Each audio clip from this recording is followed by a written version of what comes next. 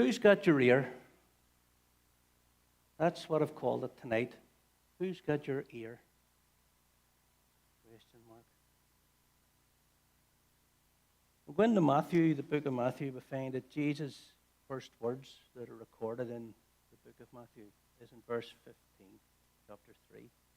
But chapter 3 introduces us to John the Baptist, who's preaching in the wilderness of Judea. People are coming from Judea, all around the region, will come out to see him and be baptized in the River Jordan and confessing their sins. And in verse 11, John says, I baptize you with water for repentance, but he who's coming after me is mightier than I, whose sandals I'm not worthy to carry. He will baptize you with the Holy Spirit and fire. Someone mightier than me is coming. I'm not worthy to carry his sandals. Now, John's not saying, that he is lower than the lowest slave. Back then, it was customary in the Roman, Greek, and in the Jewish cultures for the person that would untie the master's shoes and carry them when they get home was the lowest slave in the house. So the lowest slave in the house would be the guy that when you came in from work would untie your sandals and take them away and clean them or whatever. But they would be the ones who would be looking after that. And John wasn't saying he was lower than that lowest slave. He was making a comparison. He was simply saying that no matter how mighty that they thought he was, how great a leader he was saying that there's one coming who is mightier than me. An even greater leader is coming. And great, he says he was so great that, in fact, he wasn't worthy of carrying his sandals.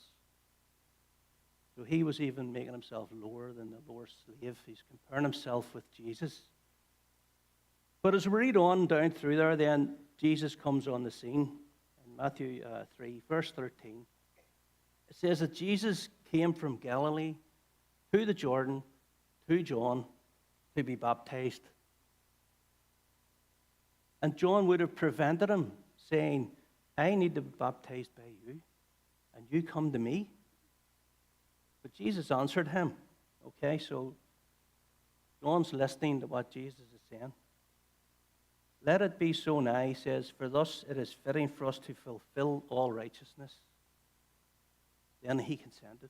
So John then consented. There was no argument. Straight away, he consented. And obviously, whenever Jesus was baptized, we all know that immediately he went up from the water, and behold, the heavens were opened to him, and he saw the Spirit of God descending like a dove and coming to rest on him. And behold, a voice from heaven said, This is my beloved Son, in whom I am well pleased. Is everybody hearing me okay? Because I feel like I'm booming or something. Your mic's dropping on. Just keep going. You'll work it out? Yeah. Keep on going on. This is my beloved Son, with whom I am well pleased. Now, there's a short discussion takes place there between John and Jesus, isn't there? John tries to prevent him, tries to stop him. Now, I find that funny because 2 verses earlier he's saying, there's one mightier than me coming. Yet he's going to stop him. So he's just told him there's one mightier than me, but I'll stop him. So he tries to stop him, but he's aware of the fact, obviously, that Jesus is not needing to repent. He's no sin to repent of. He doesn't need forgiveness in comparison to John himself. He's saying, I need to be baptized by you. But then Jesus answers him and says, let it be so now, for thus it is fitting for us to fulfill all righteousness. And John immediately gets this. And we know that he does because he consents right away. He doesn't argue with Jesus. Now, there's a bit of unpacking in that, which I'm not going to do tonight. But in a nutshell, what Jesus was saying to him was, it's all part of the plan, John. This is the plan. And he knew right away what Jesus was getting at. There's a plan. I have to go along with the plan. People followed John because he was a leader. And now Jesus was on the scene. John knew this mightier person in him was here, the one he had spoken of, Jesus. He was mightier than him, he says, a greater leader. And Jesus would also obviously have followers, as we know, not only in those days and in the following days, but right throughout history, Jesus has followers. There's a saying that goes, if you think you're a leader and you think you're leading, take a look behind you. If nobody's following you, you're just going for a walk. You're just fooling yourself. In other words, leaders, when they look behind them, have followers. And we read many times over and over that wherever Jesus would go, crowds would follow him. In fact, he had a hard time getting some time on his own, as we know. Some time for himself. But he couldn't shake them off everywhere he went. But as we can see from time to time that Jesus did want to have some time on his own, being on his own was not the primary reason that Jesus came. He came to be followed. From the outset, he sought people and he challenged them to follow him. And he still seeks followers today. And he still finds them today. So there was no doubt that whenever Jesus looked behind him, he was being followed. There was people there, there was a crowd there. So he knew that he was leading. And many times throughout the scriptures we see in the New Testament references to crowds following him. Matthew 4:25 says that great crowds followed him from Galilee and from Decapolis, from Jerusalem, Judea, and beyond the Jordan. So there's lots that were coming from everywhere to follow him. Matthew 8:1 says, when he came down from the mountain, great crowds followed him. 12:15 says, and many followed him, and he healed them all. Mark 3:7 says, Jesus withdrew with his disciples to the sea, and a great crowd followed him. Now, they weren't walking on the water. They were walking along the edge of the lake. But they followed him on foot from the towns. Matthew 14:13 tells us now when Jesus heard this, and this is referring to the time now that John the Baptist has been beheaded, and he withdrew from there to a boat in a desolate place to be by himself. But when the crowds heard it, they followed him on foot. When the crowds heard it, they followed him on foot from the towns. And that's one of those times, really, he's just heard bad news and needed a bit of time on his own. But there was the crowd still following him. Luke 9:11 says, when the crowds learned that, they followed him and he welcomed them and spoke to them, and he cured those who were in need of healing. In John 6:2 it says a large crowd. But now you can go on and on and on, guys. There's a large crowd following him because there's almost 60, I think there's 59 references in the New Testament to people following Jesus. That's right. So there was no doubt that Jesus was a leader. No matter where he looked, there was a crowd following him. And they followed him because they wanted to listen to what he had to say.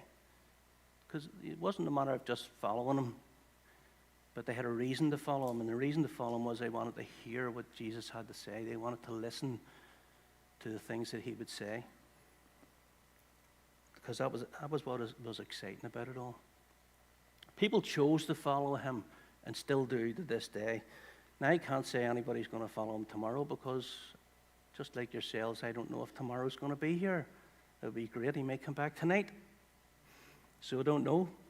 But what I do know is that statistically, today, another 150,000 people decided to follow Jesus. That's incredible, isn't it?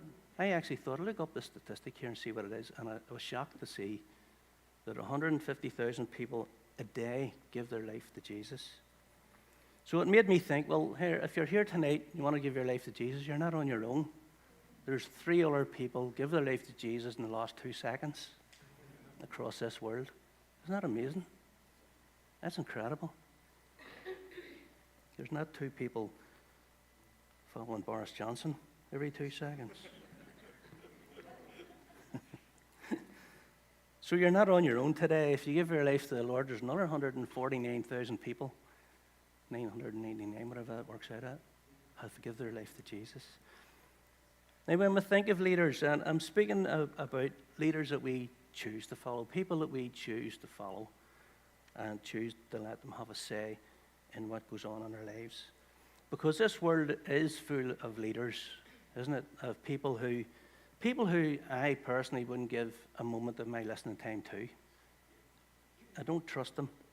And under no circumstances would I let them have any say in my personal life or the decisions that I'm going to make. No, people I'm referring to are simply normal people who we learn to trust. We've come to trust and come to respect over the years. And we look at them as leaders. They may not even see themselves as leaders, but there's people following them all the same. And we look to them for answers, for help, for advice. We come and talk to them. We listen to them. And that is that we hear what they say and we act on it. We listen to the advice and we make decisions based on what we're hearing. And we've learned to listen to them either because they've earned our respect or because they may have been trained as a doctor or a lawyer, somebody like that there. When they tell you what to do, we go and do it because we think, well, he knows what he's talking about. Might not always know what he's talking about. But they're the type of people that we learn to trust and we listen to. So we choose who we follow and we choose who we don't. And here's the thing, we're free to choose whoever we follow. We're free to choose whoever we like. And even if it's the biggest mistake you've ever made in your life, you've chosen to follow someone, it turns out to be the biggest disaster that's ever happened in your life, it was still your choice. You chose to follow that person. It was your responsibility. So even if your best friend in the world, and I've had best friends, and have said, oh, you want to hear this man? You want to hear this guy? You know, we should follow this guy. That's what they're talking about. Listen to this, listen to that, listen to this one. And they're saying, follow that person. Basically what you're saying is, let's let this guy here have influence on our lives. Let's listen to this guy and let him have an influence on our decisions that we make. You know, and then it turns out to be a disaster. But you can't point your finger at your friend. You said. No, you chose. It's your choice. Your responsibility. So you need to take responsibility for the choices that you make. See, you alone are responsible for the choices that you make. You're also responsible for the people that you let have influence in your life. I don't mean you're responsible for them. I mean you're responsible for how you let them influence your life, whoever they may be. Now, although lots of people follow Jesus, not all of them follow Jesus to the same extent, of course. When he would say to someone, follow me, it included a lot more than just trudging along behind him or walking along beside him. It was more than just going where he went. This invitation from Jesus to follow him means to learn, to obey, to listen, and even to copy and mimic and act. What would Jesus do? We've heard that before, haven't we? What would Jesus do? And so when we're following him, that invitation that he gives us is more than just as walking along behind him or anywhere you want, beside him even. It's more to do with how we listen to him and take on board the things that he's teaching.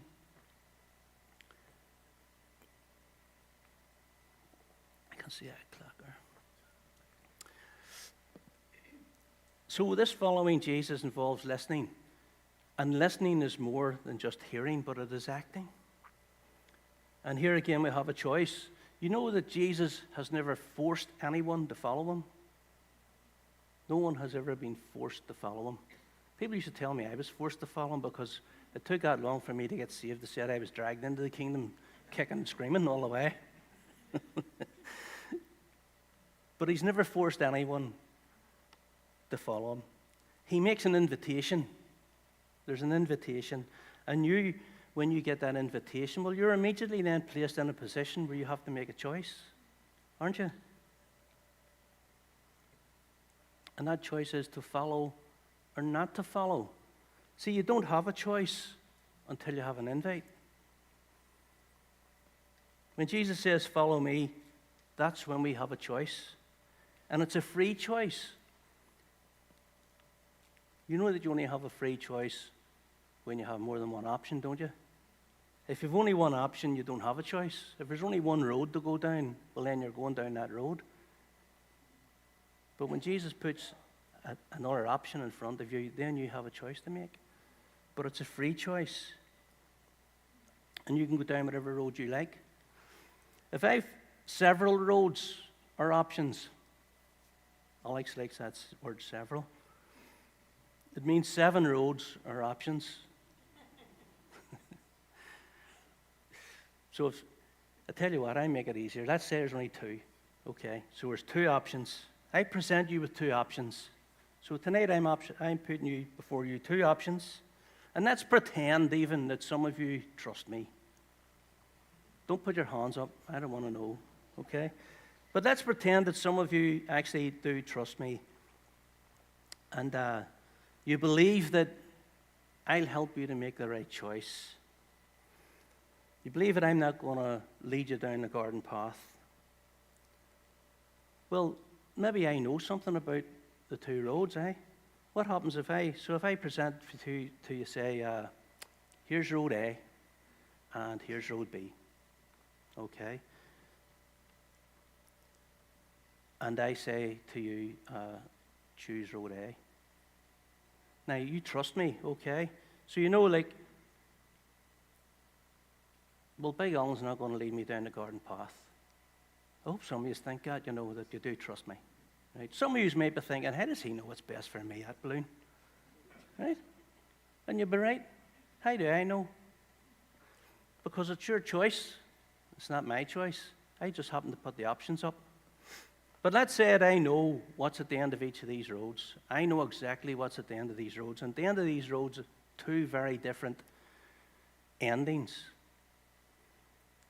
Okay? And my advice to you is, take road A. Right? I know exactly what's at the end of each road. Now, some of you, the ones that you have trusted me, believe I'm not going to mislead you. Okay? So these choices that I've set before you are completely free. You can choose road A and road B, but I'm saying to you, look, road A is the best road to go. The question is, which road are you going to take?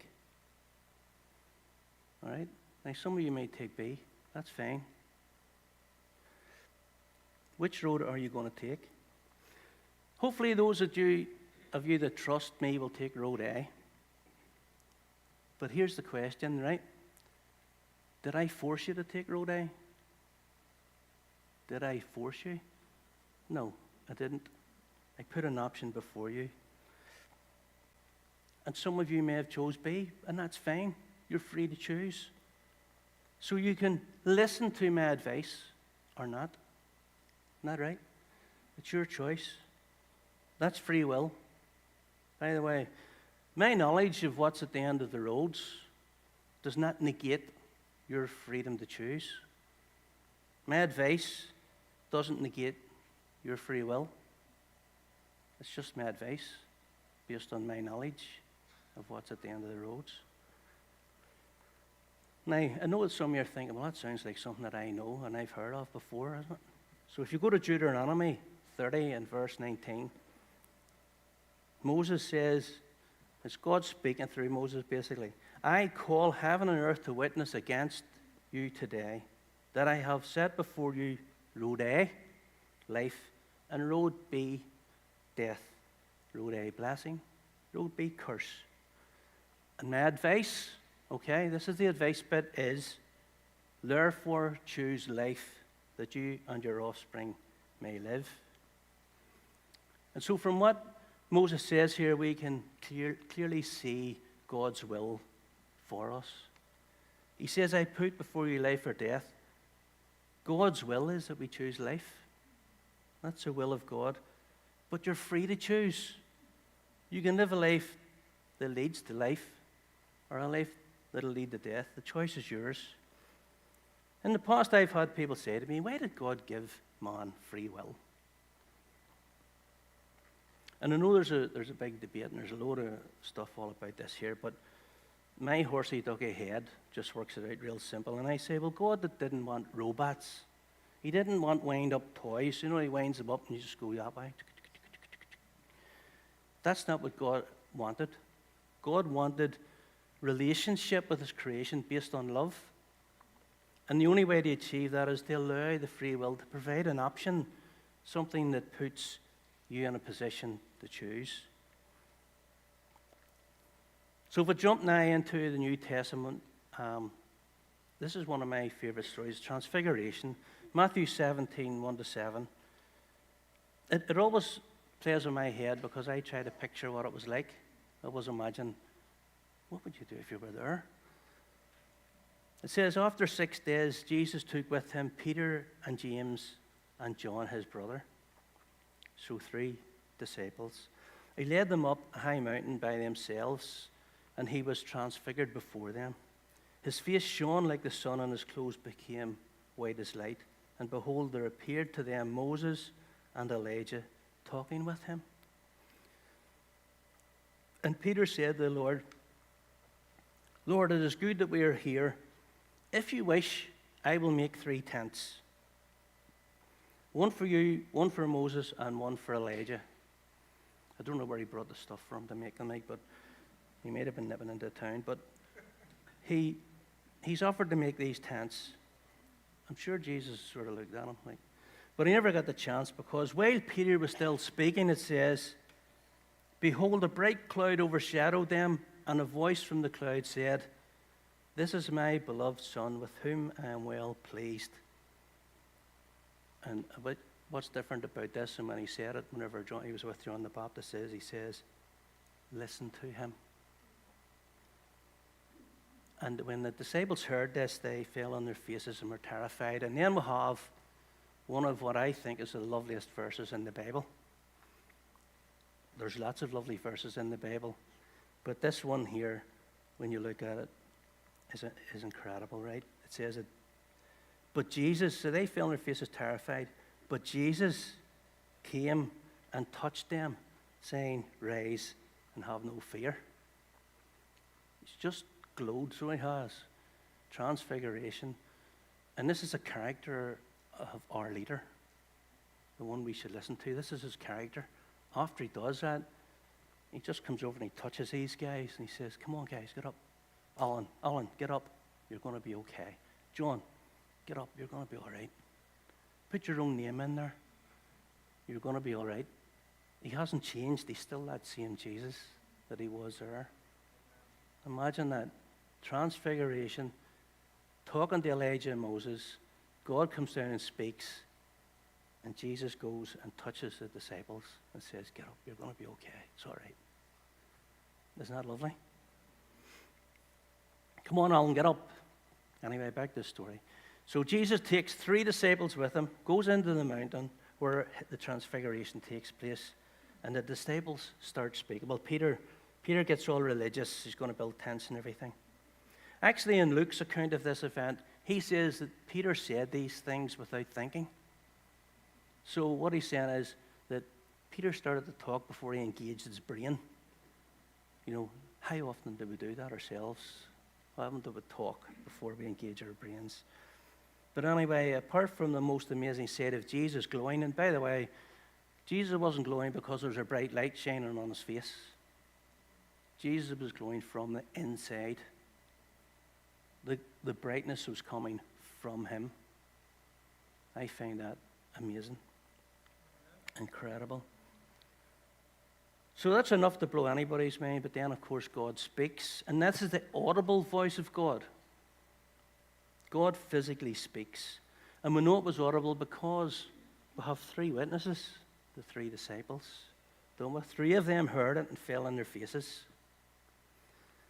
And Peter actually later bears witness to hearing the voice. In 2 Peter 1:18, I don't know the time frame there, but in 2 Peter 1:18, he says, we ourselves heard this very voice born from heaven, for we were with him on the holy mountain.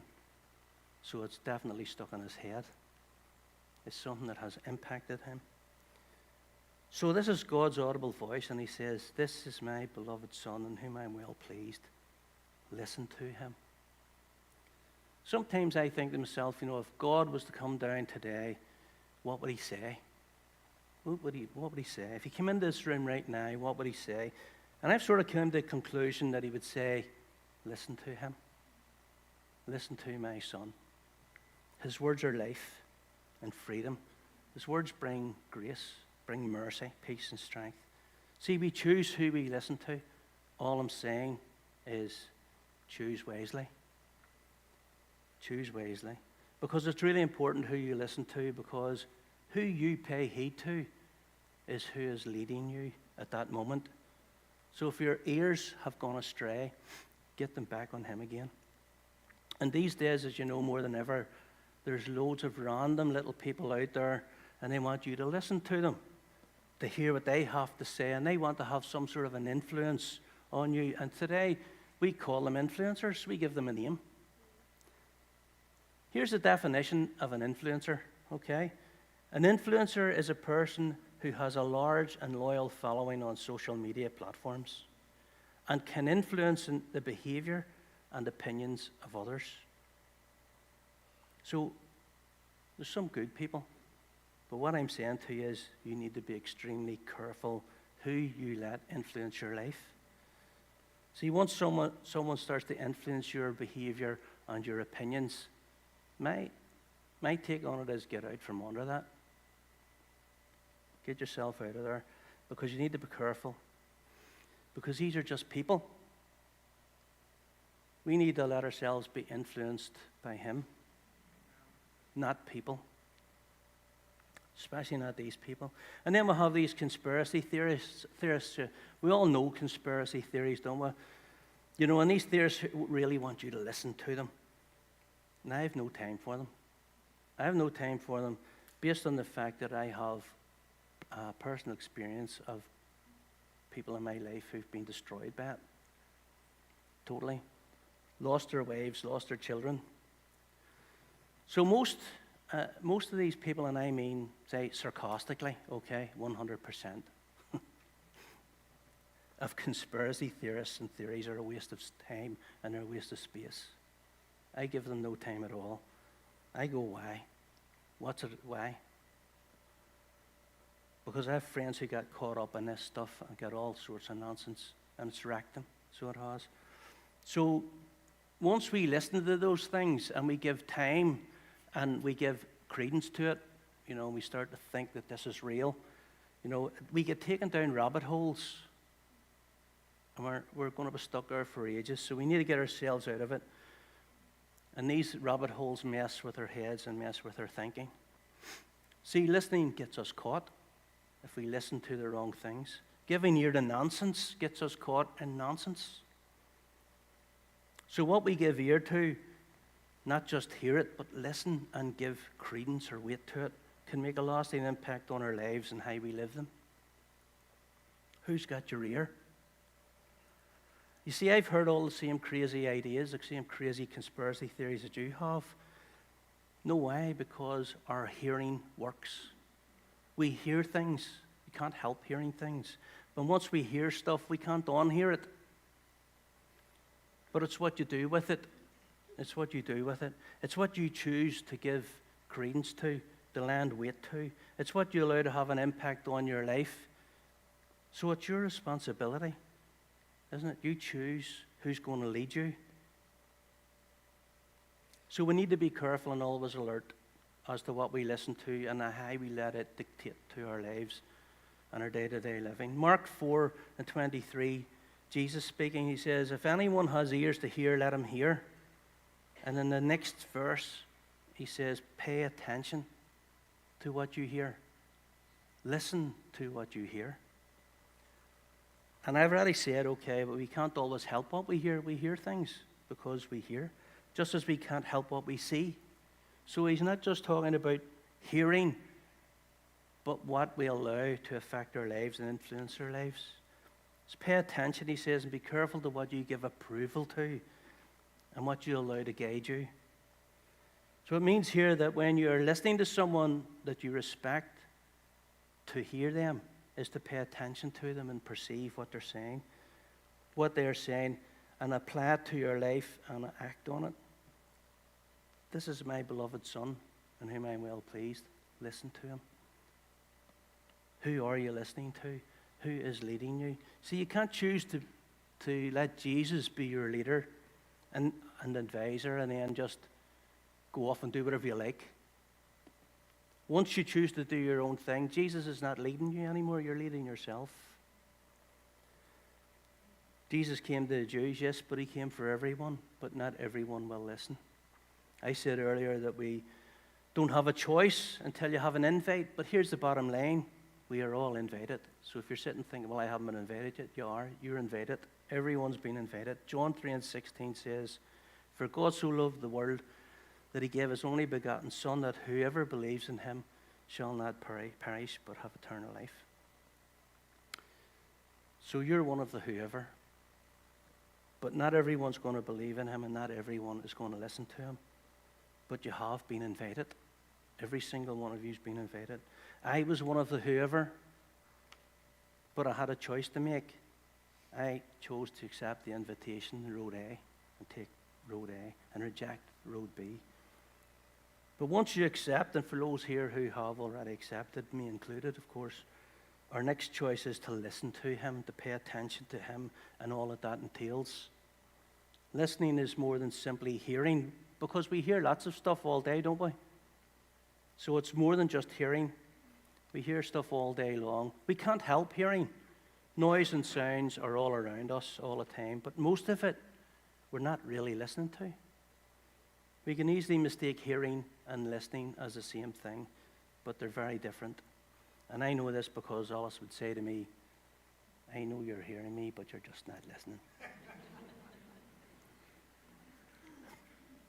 Hearing is physiological. That's a big word. That's a big word for me. Hearing is physiological, which means that hearing is just something that we do. We can't help it. It's like seeing and smelling and breathing. We just can't help it. You know, women can do multitasking or whatever you call it, can't they? Like, so they can do 5 things and breathe at the same time. Sometimes I struggle to breathe when I'm doing one thing because I keep forgetting. But it's meant to be voluntary or involuntary. You just do it. So you do these things without actually any concentration. You don't have to give any thought to it. You breathe because you breathe. You smell because you smell. So it's a physiological thing, they call it. So there's no concentration involved, but listening is different because listening involves actively paying attention to the words or sounds that you're hearing. Like, have you ever been walking through a forest and you're walking along and all of a sudden you hear, listen. Do you hear the birds singing? Have you ever done that? Listen to that. And everything's quiet and you hear, right? I don't want to burst your bubble, but the birds were not singing for you. They've been singing all day. You just happen to tune in and start listening to them instead of just hearing them. So it requires effort. It's a voluntary act. You stop, listen. So you pay attention. You choose to listen or you choose not to listen. Every one of us, I'm sure, have heard the expression in one ear and out the other. Right? This is a form of hearing without listening. So that proves Alice is right. There is occasions when in fact, there's quite a few occasions, I suppose. So in Matthew 17:5, God says, "This is my beloved Son in whom I'm well pleased." Listen to him. Don't just hear him, but listen to him. You know, stop and go, listen. Listen to him. So no matter what way I look at this story about I'm well pleased, listen to him. When God said listen to him, to me he can only be speaking directly to Peter, John and James, the disciples, which means us, because it doesn't make sense for God to say this to anyone else that was there at that time. He had to be speaking to us. I'm pretty sure the guys didn't get the extreme importance of all that when God just said it, although it wouldn't be long before they would, because it was only about a year after that Jesus was crucified, which ushered in the new era known as the last days, because God has no other plans. There is no other plan. He's not sending anyone else. Jesus is called the last Adam. Remember Jesus to John the Baptist? This is the plan, John. This is the plan. John got it. but it must happen because there is no other way. And that's it. 1 Corinthians 15:45-49 tells us, "Thus it is written that the first man, Adam, became a living being, and the last Adam became a life-giving spirit. But it's not the spiritual as first, but the natural, and then the spiritual. The first man was from the earth, a man of dust. The second man is from heaven. As was the man of dust, so also are those who are of the dust. And as a man of heaven, so also are those who are of heaven. Just as we have borne the image of the man of dust, we shall also bear the image of the man of heaven." Choosing to follow him changes us from an image of a man of dust to the image of the man of heaven. God says, listen to him because there is no one else. There's nobody else coming. Listen to him. There's no one coming after him. That's it. This is it. This is your chance. That's your invite. Choose now to listen to him. And we need to listen to him because now God is speaking through him. God speaks through him. Hebrews 1:1-2 says that long ago, at many times and in many ways, God spoke to our followers by the prophets. But in these last days, he has spoken to us by his Son, whom he appointed the heir of all things, through whom also he created the world. In the past, God spoke many times in many ways through the prophets, but now he only speaks through his Son. And his Son lives in us.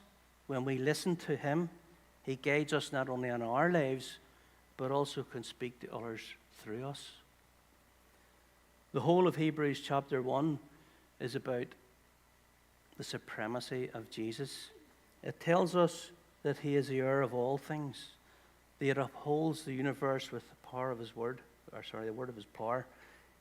He created all things. He is the radiance of God's glory. He is the exact representation of the Father's nature.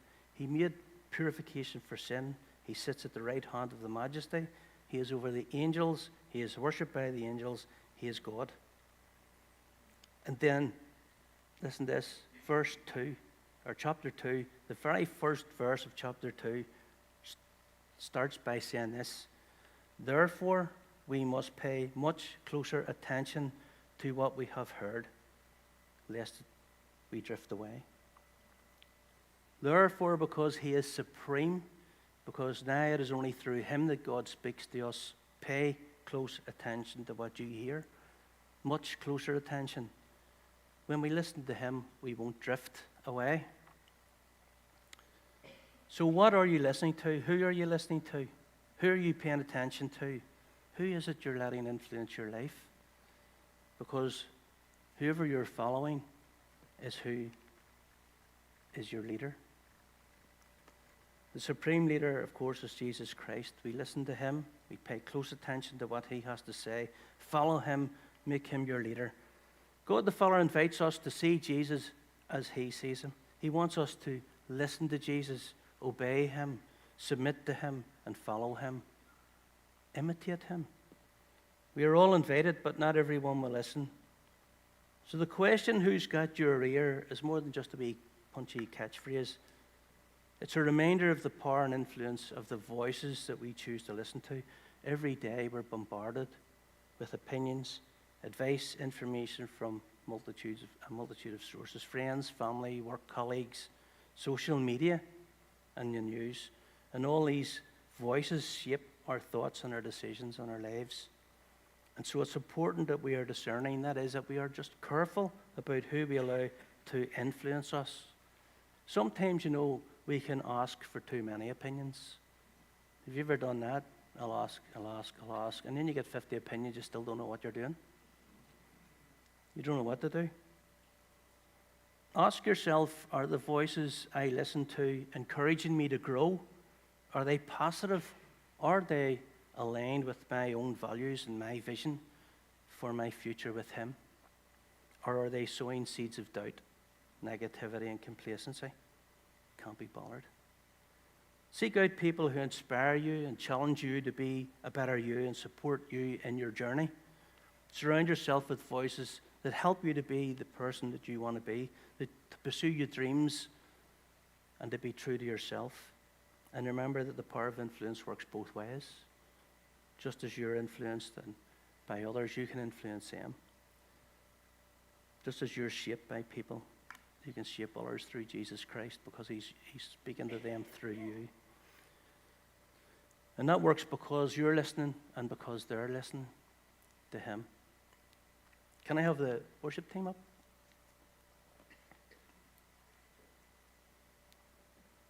The question, has Jesus got your ear, is a call just to examine the depth and reality of just how authentic our relationship is with him. How do we know, are we truly listening to the voice of Jesus? Ask yourself these three things. Are his teachings guiding your actions, our actions? Are we letting his teachings influence the decisions that we make? And are we letting them impact our interactions with other people? Ask yourself those three questions. Look at the words of Jesus. Listen to what he's saying. Dig deep into it. And when you ask yourself them three questions, you'll know if you're listening to him or not. You'll know because how you're treating other people. To have Jesus truly got your ear means that you prioritize his words above all else. It means seeking his guidance in the times that you're not too sure or you're uncertain, and drawing your strength on his promises, the promises that he's made in moments of your weakness. Allowing his love to flow through us in every aspect of our lives.